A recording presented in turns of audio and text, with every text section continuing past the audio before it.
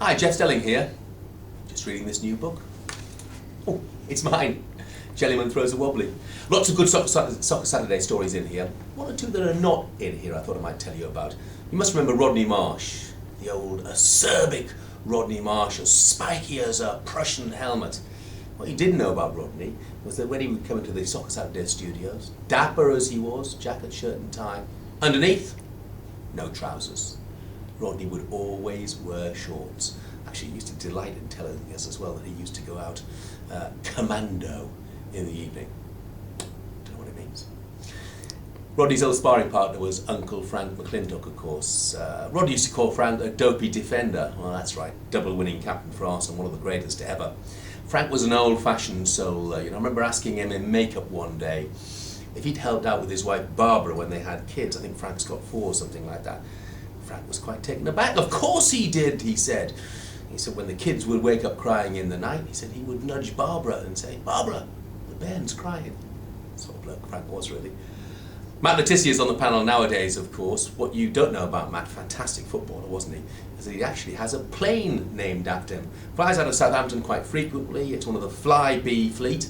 And before you suggested, no, it's not Concorde, and it is not a jumbo jet. What about the programme itself? Well, you'll see those people in the background sometimes. You might wonder what they're doing. They're all working on Sky Sports News, and normally they're fine and they're very well behaved. But I remember one day in particular, there's a huge cry. Somebody had scored a goal in a televised game, and it was just as I was trying to read out the football results. I was annoyed. I remember we got to commercial break, and I told Karen Wilmington, our director, to please make sure that my mic was out, and I bellowed in the background, "Who the devil was that shouting out, you unprofessional little so-and-so? I will make sure you will live to regret it." Poor guy spent the next 3 hours trembling. I came out of the studio that night, and the culprit came up to me. "Jeff, I am so sorry." The ridiculous thing was, I went home feeling guilty, not him. Finally, Chris Kamara. Well, you must know Chris. I've been away with Chris.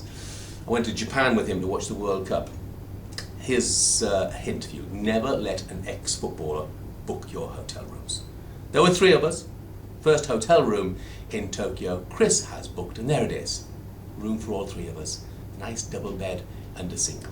Now, I don't know about you, but my idea of fun is not waking up in the morning nuzzled up to some hairy backsided ex-footballer.